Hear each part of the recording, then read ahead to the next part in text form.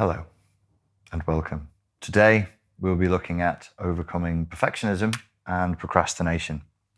These two things go hand in hand.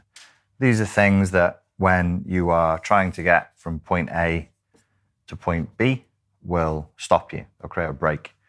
Perfectionism and procrastination. Perfectionism is when we judge our own work as only being acceptable if it is absolutely and completely perfect. So that would represent an unconscious rule. Now, we all have unconscious rules. These unconscious rules in psychiatric terminology, which we must touch on very, very briefly so that you're educated, you can talk about this fluently, and when people use the terminology, the jargon, you'll understand. The translation into psychobabble is superego injunction. This is only partly true. Superego injunctions and unconscious rules are not entirely the same thing, but for the purpose of this video, you should begin the understanding of the psychiatric concept by seeing superego injunctions as an unconscious rule. That's the first thing you should view them as. And then the second thing that you should view them as is something else we'll come to. Very briefly, something to clear up. People hear, a normal person hears superego, and you think, okay, I speak English. What does that mean? If somebody has an ego or they're egocentric, then they're kind of selfish. They're kind of narcissistic. You have a big ego. We say, oh, that guy, that girl, they have a really, really big ego. If you say something is super, like Superman, he's a man, but he's a bigger, stronger version of a man. Superwoman is a woman, but she's a bigger, stronger, invincible version of a woman. So naturally, English speakers go, really big ego, really powerful ego. It's unfortunate. Impress your friends with this next piece of nerdy knowledge. It's actually just a very poor translation from German. A really misleading translation, but this is what we like to do in psychology and psychiatry. We create terms that are misleading and confusing so the clients have no idea what we're talking about when we're whispering amongst ourselves. In German, it was Freud. He identified the ego. We didn't call it the ego. He called it the self, which in German is ich. That's me speaking German, not just me coughing in a Scouse accent. Hey lad, ich. It's the ich, means I, if you know your German, ich. And he said that in the structure, there was the id, which is the sort of the childish, bestial, impulsive self. So we put that here. We'll have three circles. We have the id, and then you have the ego, and then you have the superego. But he called the ego the ich, I. And then up here at the very top is the Über-Ich. Über-Ich. Über, English is a Germanic language. We borrow from German. Über, over, meaning above. The over-I. So the better translation for superego would have been over-I or over-self, maybe. Over-self is probably better. This is very brief, stay with me. What is the over-self? Broadly speaking, we can say the superego, poor translation. The over-self is conscience, roughly speaking. That is good, that is bad. Go over here, good, reward, pleasure. Go over there, bad, pain, shame, crime, whatever. Conscience. What is a superego injunction? Very briefly, you have a part of, let's say it like this, you have a part of your brain, a part of yourself, which is kind of like a robot that just listens and then repeats. That's a robot. When you, I do the best I can. I try and make things simple for people, but it's ridiculous. Why has he got ears like that? Nobody knows. He's a robot. He has his own rules. So inside of you is this bewildered looking robot with big ears. We're getting to perfectionism and procrastination. Please stay with me. You need to know this. When you were a child, there is a part of you that as a little animal machine must observe the world as a bird, a baby bird looks at an adult bird, or a little snake looks at a big snake, or an otter baby looks at the mummy otter. And you have to look and you say, what are the adults doing? What are the rules for survival? How do I get through the world? How do I navigate the world?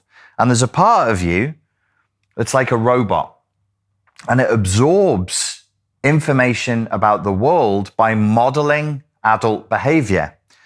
As mammals that are intelligent and have developed speech and language, we've developed unconscious rules that can be repeated symbolically with language. Say if you're observing me, and every time I do this with a pen on the whiteboard, a pellet of food comes out.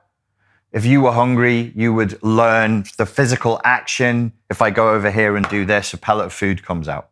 Simple biological learning. Modeling, it's called. You just repeat that.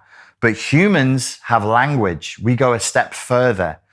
And it is wonderful. And it means that we can fix people's teeth when they're not working. It means we can fly in planes. It means we have computers and videos and YouTube videos. But it also tortures us. It tortures us because it adds a layer of non-reality to our lives, and we carry it.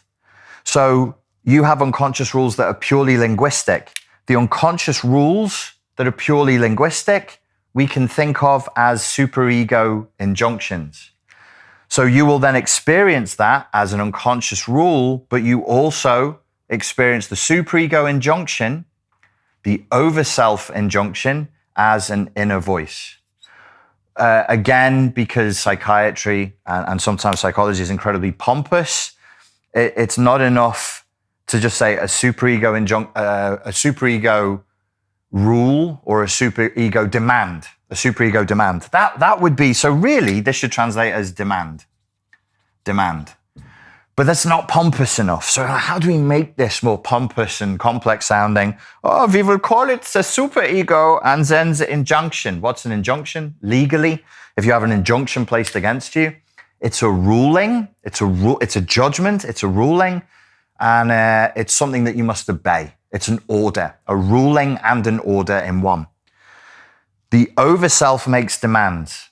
The inner robot, which is completely innocent, it doesn't want to hurt you, but it has one function. You were born into the world with this function, which is to look and observe and say, what is everybody else doing? Oh, they do this, I'll do that. And then it takes on information linguistically from the environment and through the behavior of the environment, this little robot, that it repeats. If I'm told by my primary caregivers, my mother and father, by the elders of my tribe, by my church, by my state, by my school, by everyone in authority, I'm looking up because I'm a child, which means I'm small. Like children are physically small. I don't know if you've observed that.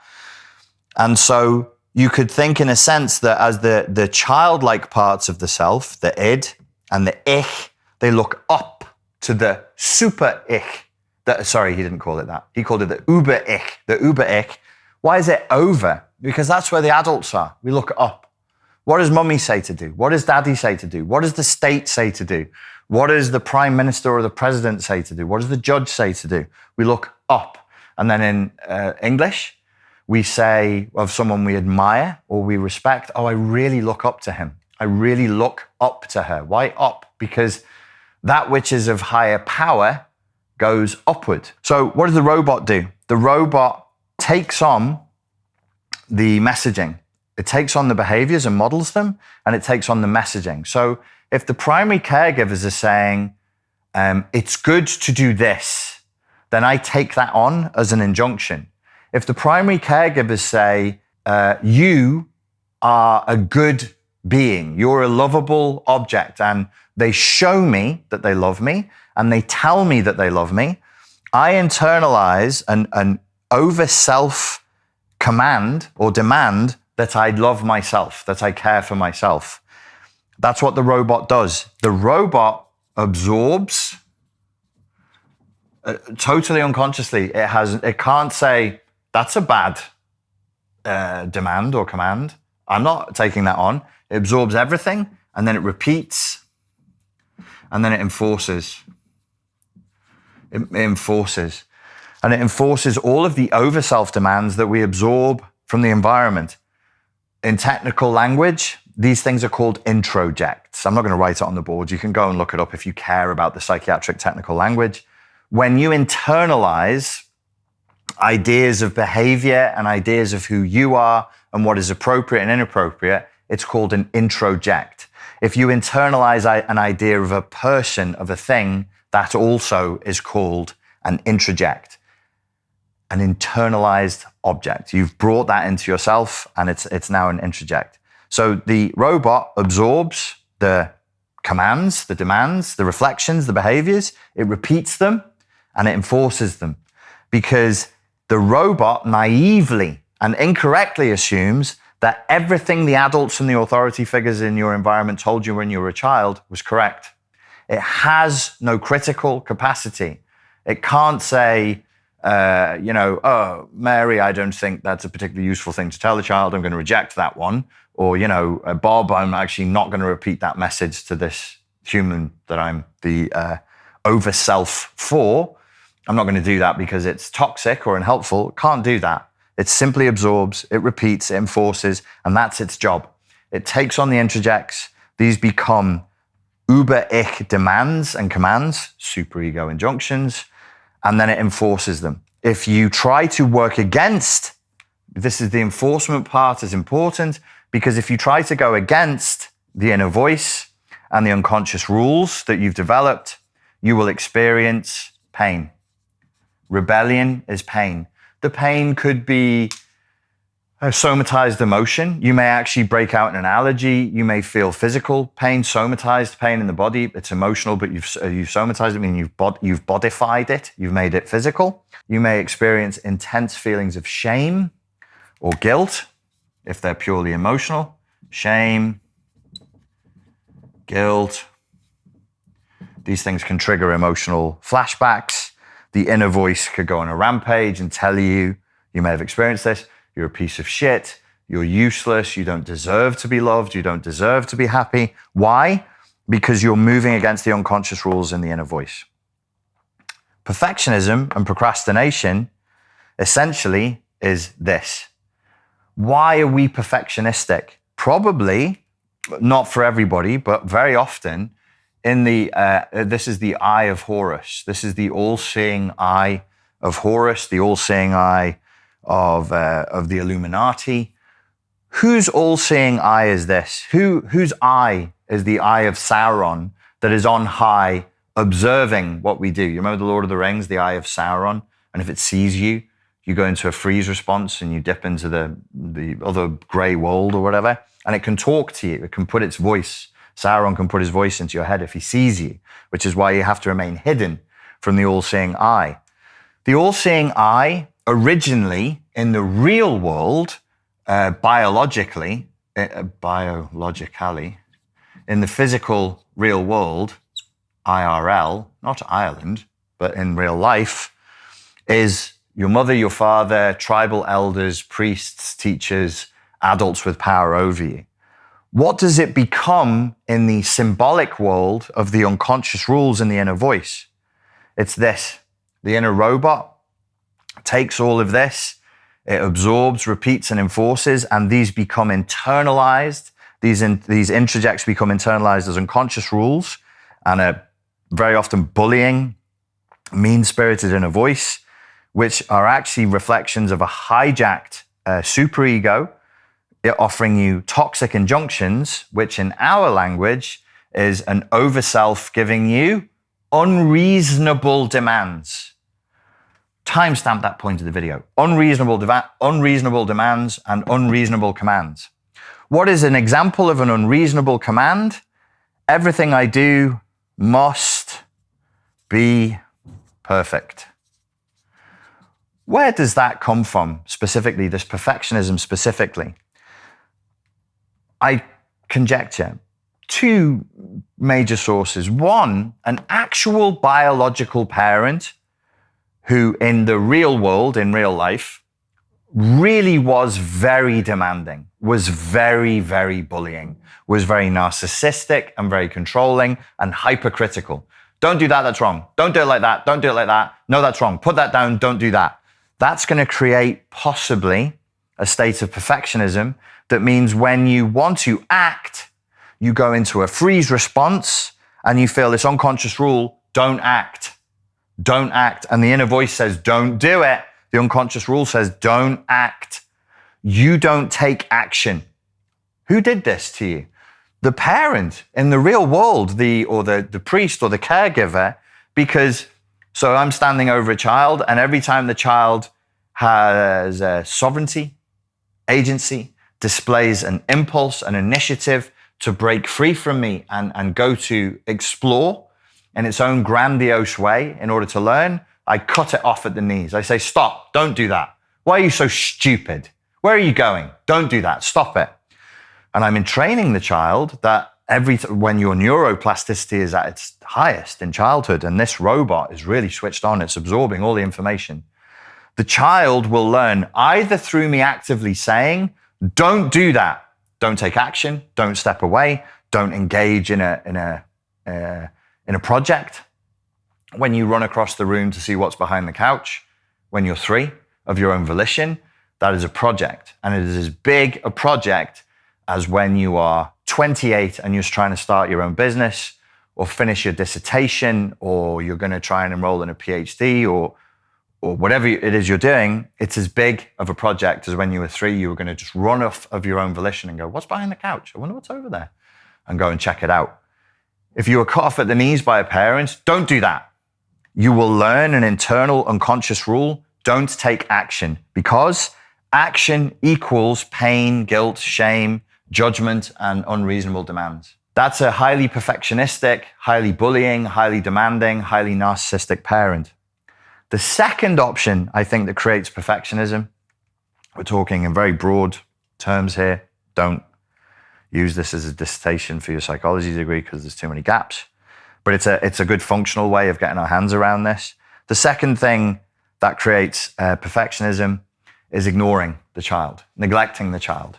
So the child thinks no matter what I do, nobody cares, nobody shows me any love, and all I want is love. So it internalizes a different rule. The first rule it internalizes is everything I do leads to guilt and shame and pain and is wrong. So it has to be perfect or I can't do it. The second rule is nothing I do ever gets me love, and that becomes internalized as I must strive for perfection, otherwise there's no point. There's just no point unless it's absolutely perfect. The same place, exactly the same functioning is where procrastination comes from. It's a little bit simpler. Procrastination may be rooted in perfectionism, or it may be rooted in the sense that every time I try to do something, I experience the pain of guilt and shame, an inner voice telling me I'm stupid, it's not going to work, I don't deserve to succeed, and I'm breaking an unconscious rule and one of the unreasonable over-self demands or commands. And so how do we fix this? Okay, so we have an unconscious rule. It's nice, it's good for us to identify that there's an unconscious rule here, because this may sound too simple. Stay with me. If you're stuck in this loop and you didn't understand any of this, you were just like, none of that's there. It's gone. I say, are you capable of setting up a business selling ice cream? And you go, yeah, I set up a business selling makeup a couple of years ago. I understand it's a pretty simple business, pretty straightforward. Yes, I can. And I go ahead and do it. There's your budget. There's your capital. Go ahead and do it. And you freeze and you procrastinate, or you start going into the perfectionism cycle, which is just another form of procrastination. I'm not going to do this until it's absolutely perfect. Then, if you have none of this information, you're just going to go, well, I must be fucking crazy. There must be something wrong with me. There has to be something wrong with me if I can't just get something done. So Pete Walker talks about this kind of concept. Pete Walker is a psychotherapist from San Francisco, wrote the book CPTSD, From Surviving to Thriving. Highly recommend it. He refers to this as psychoeducation. So when it comes to breaking free from this, we can't just move to the solution, because if you don't know where the solution fits into the problem, you're missing a huge piece of the puzzle. You need to know why we do what we do in the solution. So in roughly 19 minutes, I've given you sort of what's under the hood, the rough mechanics of how this works. You have an inner robot. We call it the overself. It's making unreasonable demands because it absorbed everything in childhood, doesn't know any better. It's just trying to help you survive. It repeats these commands and demands, even if they're toxic, and then it enforces them through your feelings.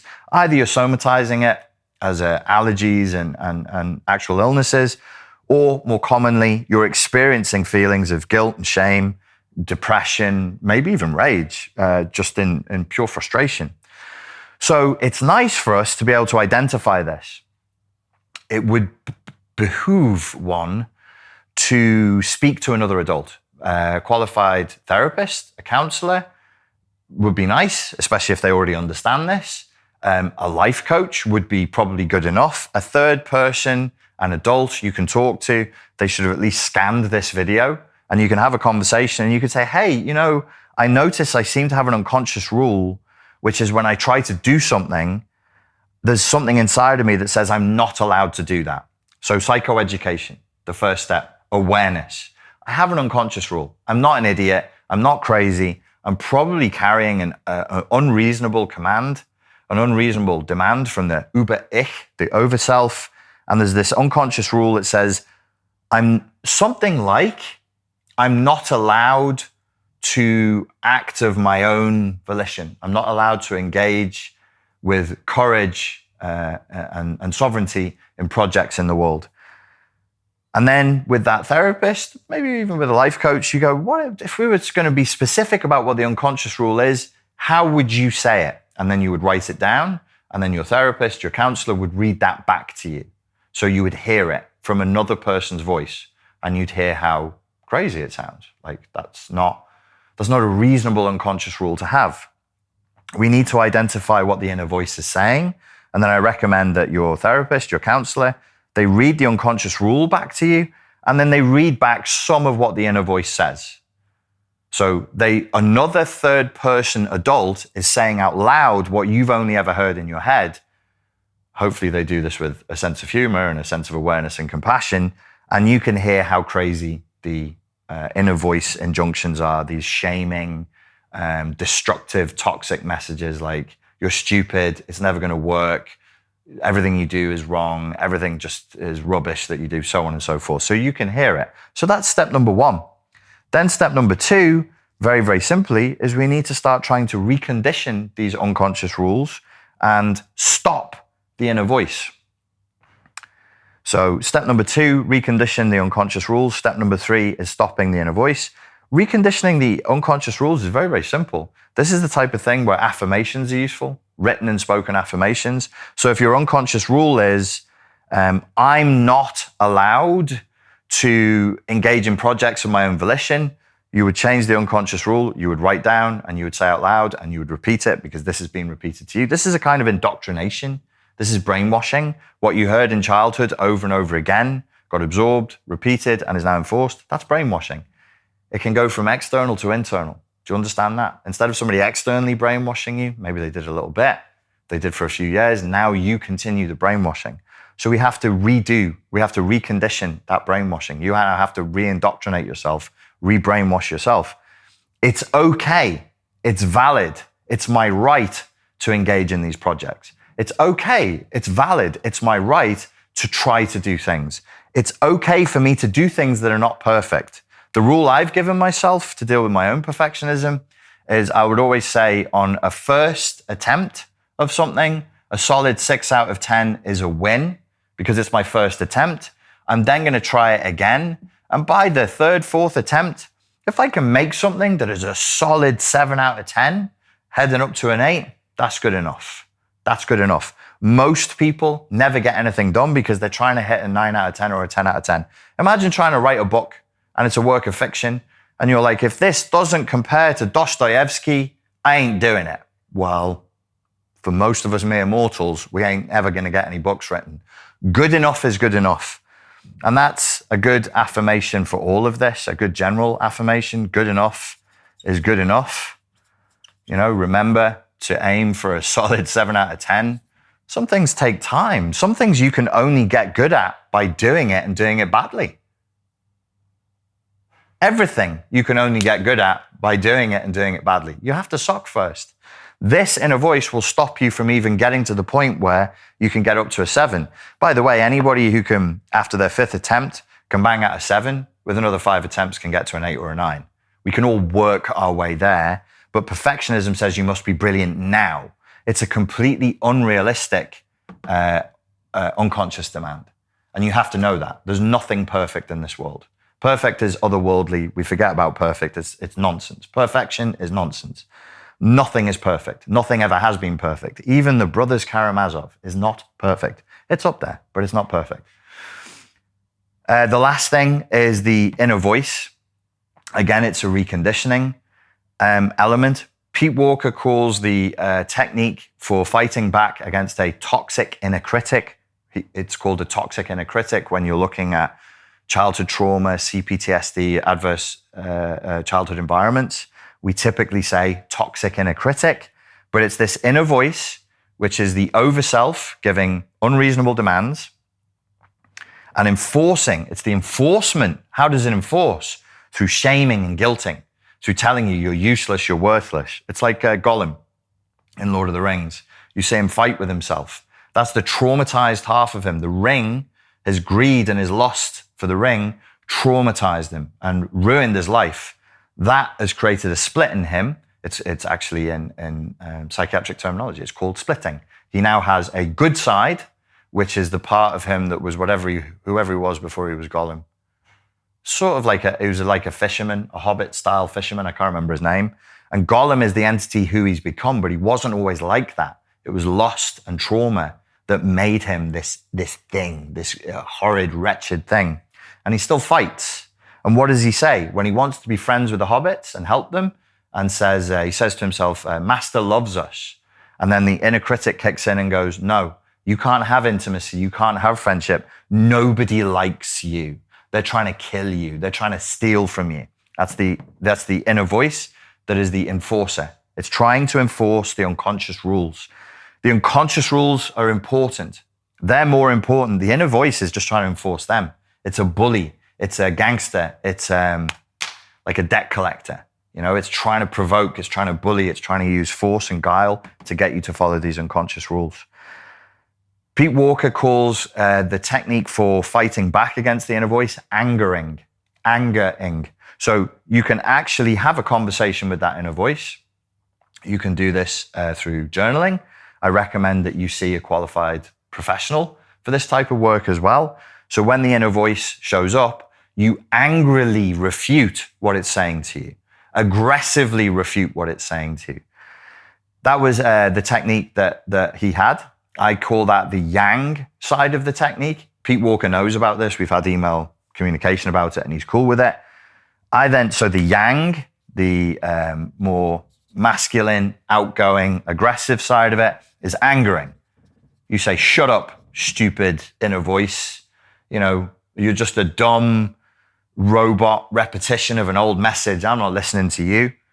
And then I suggested the yin side of it would be to put the nurturing side of it would be to replace those messages with something reasonable.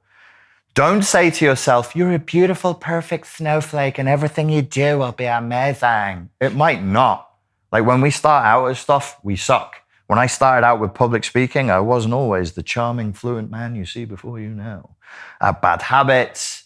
I would say a lot. I would go off on even madder tangents than I do now. And I trained myself. It took me years to learn how to do public speaking. I was working in the education system for 5 years, doing 5 seminars a week, learning how to be, compelling and to make complicated topics simple. It took time, like years of my life. I didn't just show up and be like, oh yeah, put a camera on. I'll talk now. That doesn't exist. Everything takes work. So you replace it not by saying, my work is going to be perfect and I'm amazing. No, your work will suck at first. Everybody sucks at first.